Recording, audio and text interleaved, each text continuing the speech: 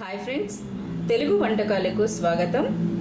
ఈరోజు నేను మీకు చూపించబోయే వంటకం Eid special Ramzan special recipe, Hyderabadi recipe అయినటువంటి షీర్ కుర్మా.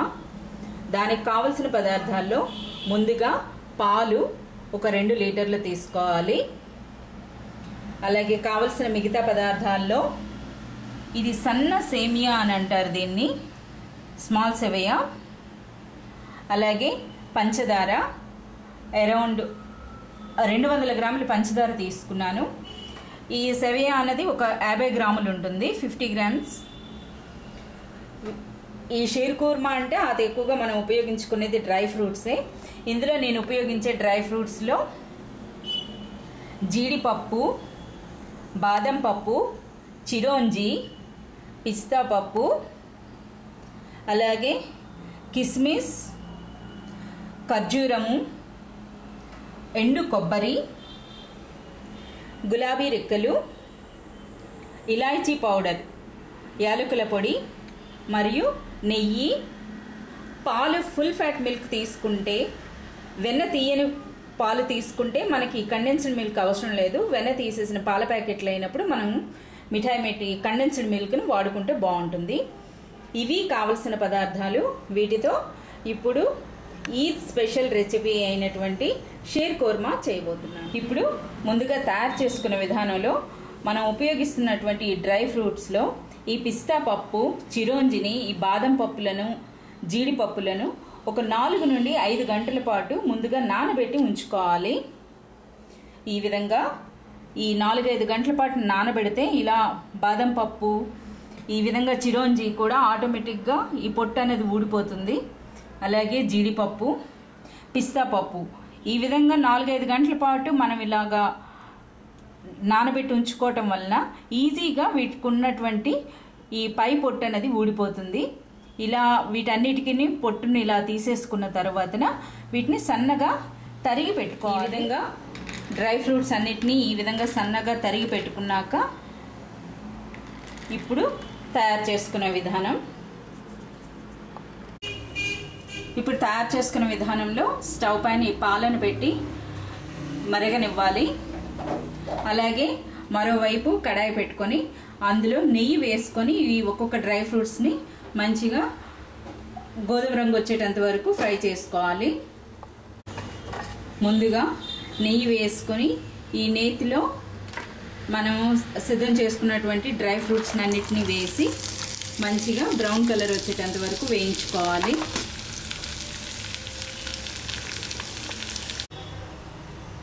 ఈ విధంగా పాలు పొంగుతున్నప్పుడు మనం కలుపుతూ ఉంటే అందులో పేర్కొన్నటువంటి మీగడ కూడాను అందులోనే కోవలా ఏర్పడుతుంది.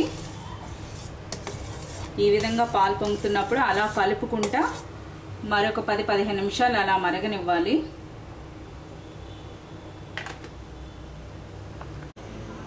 ఈ విధంగా డ్రై ఫ్రూట్స్ అన్నిటిని వేయించుకున్న తర్వాత ఇలా బ్రౌన్ కలర్లో వచ్చేటంత వరకు వేయించుకున్నాక ఇప్పుడు అదే ఆయిల్లో ఈ కిస్మిస్ను మరియు డేట్స్ను ఫ్రై చేసుకోవాలి.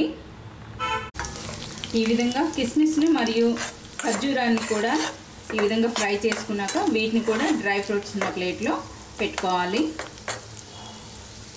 వేగినాయి, ఇప్పుడు వీటిని తీసి ప్లేట్లో తీసుకోవాలి.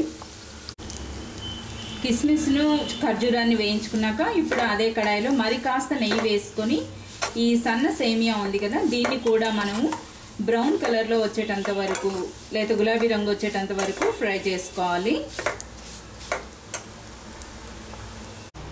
ఈ విధంగా ఈ సన్న సేమియాను కాస్త బంగారు రంగులోకి వచ్చినంత వరకు వేయించినాక ఇప్పుడు స్టవ్ బంద్ చేసుకొని ఈ సేమియాని మనం మరుగుతున్నటువంటి పాలల్లో వేయాలి.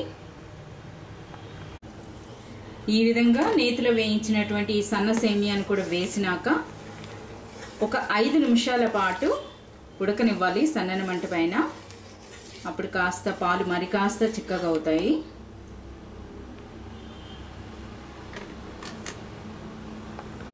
ఈ విధంగా ఈ పాలు సన్న సేమియా అన్న మరుగుతున్నప్పుడు ఇందులో పంచదార వేసుకోవాలి.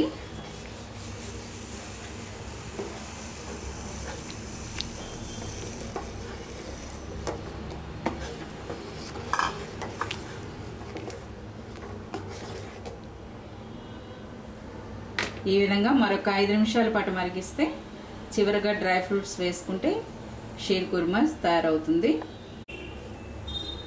ఈ విధంగా పంచదార అంతా కరిగినాక ఇప్పుడు ఇందులో కాసింత నెయ్యి వేసుకోవాలి. నెయ్యితో పాటుగానే కాసింత కండెన్స్డ్ మిల్క్ను కూడా వేసుకోవాలి.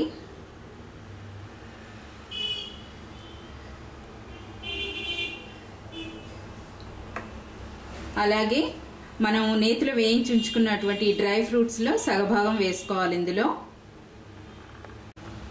ఈ విధంగా సగం నేతిలో వేయించినటువంటి డ్రై ఫ్రూట్స్ వేసుకున్నాక కొన్ని గులాబీ రెక్కలు కూడా వేసుకోవాలి. వేసుకున్నాక చివరగా ఈ యాలకుల పొడిని వేసుకోవాలి. వేసుకొని స్టవ్ బంద్ చేసుకోవాలి. అంటే అంతే, ఎంతో రుచికరంగా ఉండే షీర్ కుర్మా సిద్ధమైనట్లే.